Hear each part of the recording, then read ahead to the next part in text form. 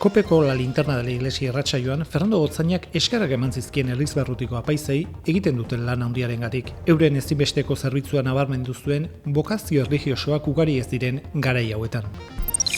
Gipuzkoan zeharta eta berezia bizi izan dira, ospakizun erlijiosoez eta topaketez beteak. Nabarmentzekoak Andre Mariaren jaiotza eta Arantzazuko Ama Birjinaren eguna. Biak Gipuzkoan Fedea Kristau elkartean nola bizi denaren eragusgarri. Ama Birjinaren jaiotza Gipuzko osoan zehar egun handia da. Besteak beste Donostiako Santa Maria Basilikan eta Hondarribian Fernando Gotzaina buru zela Guadalepeko santutegian Ama Birjinaren aldeko meza ospatu zen.